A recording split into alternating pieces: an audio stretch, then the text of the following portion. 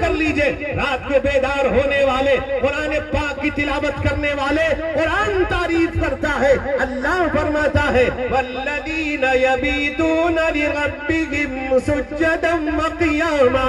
قرآن کہتا ہے جو لوگ رات کو بیدار ہوتے ہیں، سجدے میں ہے، قیام میں ہے، اللہ کی یاد میں ہے، وہ جو حکم دے تو قیام ہے، وہ جو منع کرے تو قعود ہے، وہ جو حکم دے تو قیام ہے، وہ جو منع کرے تو قعود ہے، بلا اذن حکم پاک کے نہ قیام ہے نہ قعود۔ دوست بزرگوں، قرآن تعریف کر رہا ہے رحمان کے بندے کون ہے، قرآن کہتا ہے وعباد الرحمن الذین یمشون علی الارض ہونا واذا خاطبهم الجاہلون قالوا سلاما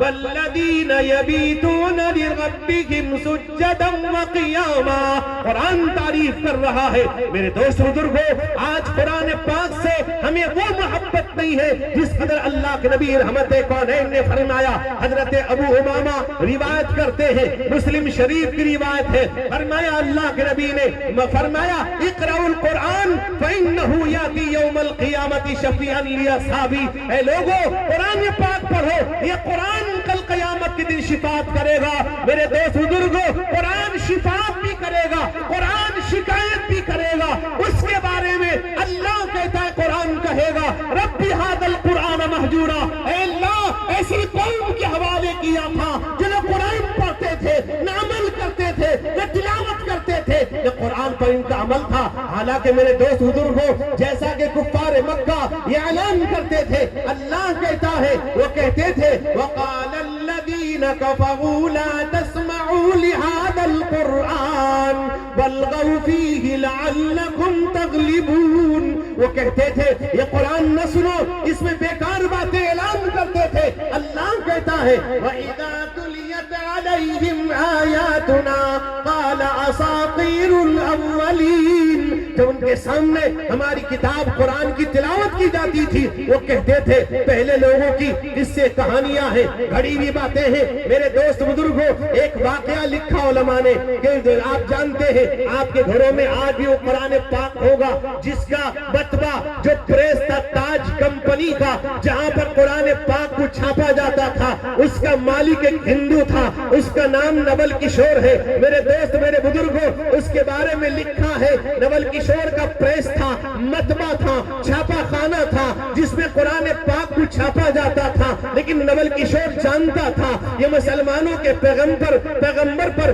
ان کے اللہ نے نازل کیا ہے، پوتر گرنتھ ہے، ان کا قرآن ہے۔ میرے دوست بزرگوں، جب قرآن پاک کے چھاپنے کی باری آتی نول کشور غسل کرتا تھا، صاف کپڑا پہن کے پریس میں جاتا تھا، جب بھی قرآن پاک کے چھپنے کا وقت آتا غسل کرتا، صاف کپڑا پہن کر کے شریک ہوتا تھا۔ کتابوں میں لکھا ہے میرے دوست بزرگوں، غالباً حجت الاسلام بانی دارالعلوم دیوبند حضرت نانوتوی علیہ الرحمہ نے میرے دوست بزرگوں خواب میں دیکھا جب نول کشور کا انتقال ہو گیا، حضرت نے خواب میں دیکھا نول کشور جنت کے باغیچے میں لاٹھی لیے ٹہل رہا ہے۔ حضرت نے خواب میں پوچھا نول کشور تو جنت میں کیسے ہے؟ وہ کہتا ہے مولانا قرآن پاک کے احترام کرنے کی وجہ سے اللہ نے مرنے سے پہلے کلمہ نصیب کر دیا تھا۔ یہ قرآن پاک کی عظمت ہے، یہ قرآن پاک کی برکت ہے، یہ اللہ کے کلام کی برکت ہے۔ اس قدر بھی میرے دوست بزرگوں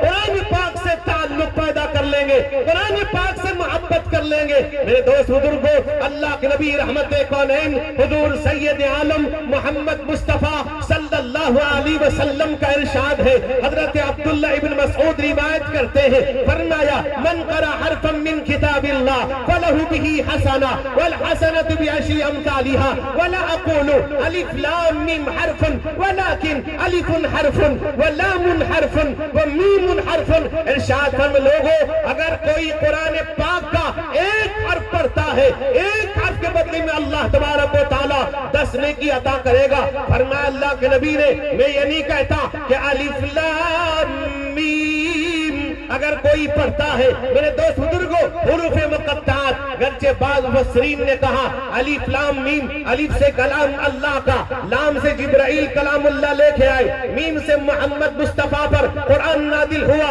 میرے دوستو اللہ کے نبی نے فرمایا اگر کوئی الف لام میم پڑھتا ہے اسے اللہ تعالیٰ 30 نیکی عطا فرمائے گا، اس لیے کہ قرآن پاک کی تلاوت کر رہا ہے، اللہ کا کلام پڑھ رہا ہے۔ میرے نوجوانوں، میرے بزرگوں، میرے بھائیوں، آج قرآن پاک سے ہمارا تعلق کیسا، قرآن پاک سے ہم کیسی محبت کرتے ہیں۔ روایت میں آتا ہے اللہ کے نبی رحمت کونین حضور سید عالم محمد مصطفیٰ صلی اللہ علیہ وسلم کے ایک صحابی ہے حضرت عبداللہ ابن مسعود رضی اللہ عنہ ہے۔ میرے دوست بزرگوں بیمار پڑ جاتے ہیں، میرے نوجوانوں جب بیمار پڑ گئے حضرت عثمان غنی رضی اللہ عنہ تیمارداری کے لیے آئے، بیمار پرسی کے لیے آئے۔ میرے دوستو آج تو ہم مریض کی بیمار پرسی کرنا نہیں جانتے، بیمار کی عیادت کرنا نہیں جانتے، ہم کسی مریض کو دیکھنے جاتے ہیں، کسی مریض کی تیمارداری عیادت کے لیے جاتے ہیں، اس سے کہتے ہیں تجھے کیا بیماری ہے، جب بیماری بتلاتا ہے ہم کہتے ہیں میری خالہ اسی بیماری میں چلی گئی، میرے پھوپا اسی بیماری میں گئے، میرے چچا اسی بیماری میں گئے، مریض بستر سے اٹھنے کی تاب نہیں لا سکتا۔ میرے دوستو اللہ کے نبی نے طریقہ بتلا دیا، مریض کی عیادت کا طریقہ بھی اللہ کے نبی نے بتایا۔ نبی پاک علیہ السلام نے دین کا کوئی بھی گوشہ تشنا نہیں چھوڑا ہے، آپ نے بتلا دیا۔ اللہ فرماتا ہے لَقَدْ كَانَ لَكُمْ فِي رَسُولِ اللَّهِ أُسْوَةٌ حَسَنَةٌ لِمَنْ كَانَ يَرْجُو اللَّهَ وَالْيَوْمَ الْآخِرَ وَذَكَرَ اللَّهَ كَثِيرًا۔ اللہ کہتا ہے ہم نے نمونہ دیا ہے محمد الرسول اللہ کا، محمد مصطفیٰ صلی اللہ علیہ وسلم کا۔ میرے دوست بزرگوں عثمان غنی آتے ہیں، آنے کے بعد جب ان کے پاس آئے سلام کیا، سلام کرنے کے بعد پوچھا میں ماں تشتکی، تمہیں کیا شکایت ہے، تمہیں کیا پریشانی ہے؟ اگر ہم آپ ہوتے اپنی بیماری گنلا دیتے، فلاں بیماری ہے، فلاں پریشانی ہے، فلاں تکلیف ہے۔ میرے دوست بزرگوں حضرت عبداللہ بن مسعود نے کہا ذنوبی، میرے گناہ صحابی رسول ہے جن کی تعریف قرآن کرتا ہے۔ قرآن کہتا ہے اولئک الذین امتحن اللہ قلوبہم للتقوی، اللہ جن کے دل کی تقوی کی گارنٹی دے رہا ہے۔ اولئک هم المفلحون، اولئک هم الراشدون، قرآن جن کی تعریف کرتا ہے رضی اللہ عنہم ورضوا عنہ، اللہ تعالیٰ ان سے راضی، وہ اللہ سے راضی، صحابی رسول ہے۔ میرے دوست بزرگوں وہ کہتے میرے گناہ، مجھے اپنے گناہوں کی فکر ہے۔ آج ہم آپ نے گناہ پر گناہ کرتے جاتے ہیں، ہمیں احساس تک نہیں ہوتا۔ اللہ نے فرمایا اے پیغمبر میری امت کو، میرے بندوں کو بتلا دو، جتلا دو، نبی عبادی انی انا الغفور الرحیم، میرے بندوں کو بتلا دو میں غفور الرحیم ہوں، گناہوں کو معاف کرنے والا، مٹانے والا ہوں۔ روایت میں آتا ہے فرمایا میرے گناہ ما تشتہی، کیا چاہتے ہو؟ کہ مغفرت ربی، فرمایا کہ میں کسی ڈاکٹر کو بلاؤں گا نہیں، مجھے ڈاکٹر کی ضرورت نہیں۔ کہا کہ عثمان غنی نے کہا کہ تمہاری 2 بیٹیاں ہیں، ان بیٹیوں کے لیے میں کچھ نقد پیسے دینا چاہتا ہوں،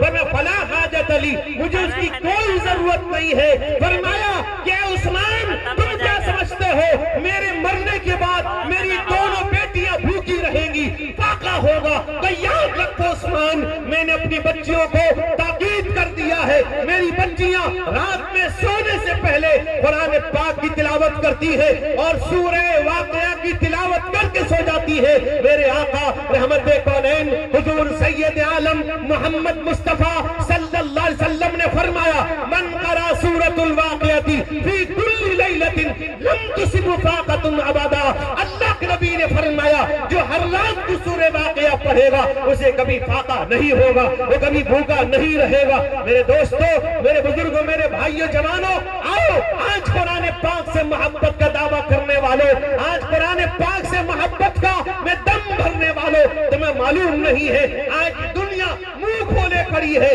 قرآن پاک کو مٹانے کی کوشش کر رہی ہے۔ جب سے دنیا، میرے دوستو، قرآن پاک نازل ہوا محمد الرسول اللہ کے زمانے سے آج تک ساری قوتیں ساری طاقتیں چلی گئی ختم ہو گئی قرآن نہ مٹا سکتے ہیں میرے دوست بزرگوں خدا کا نور بجھا ہے نہ بجھ سکے گا کبھی خدا کا نور بجھا ہے نہ بجھ سکے گا کبھی بجھانے والوں کے دل بجھ گئے بجھا نہ سکے بجھانے والوں کے دل بجھ گئے بجھانا دوست نوجوانوں میں آپ کے واقعے بتلا کے بات ختم کروں گا قرآن پاک سے محبت کرنے والے اللہ کے کلام سے محبت کرنے والے میرے دوست بزرگوں اللہ کہتا ہے الف لام میم ذالک الکتاب لا ریب فیہ اللہ کہتا ہے وہ ایسی کتاب ہے جس میں شک شبہ کی کوئی گنجائش نہیں ہے کفار مکہ نے چیلنج کیا اللہ نے اعلان کیا اگر تمہاری اندر قوت و طاقت ہے تم فصاحت و بلاغت کے مالک ہو لاؤ ایک قرآن پاک کی ایک آیت لے آؤ ایک ٹکڑا لے آؤ ایک جملہ لے آؤ نہیں لا سکتے اس لئے کلام اللہ کا ہے یہ منزل من السماء ہے کلام اللہ ہے میرے دوستو جب سورہ انا اعطینا کل کوثر کا نزول ہوا باب کعبہ پہ آویزہ کر دیا گیا کفار مکہ آئے اور دیکھنے لگے ان کو سورت کے نیچے لکھنا پڑا واللہ لیس ھذا من کلام بشر قسم خدا کی کسی انسان کسی بشر کا کلام نہیں ہے سبحان اللہ نعرہ تکبیر نعرہ تکبیر اللہ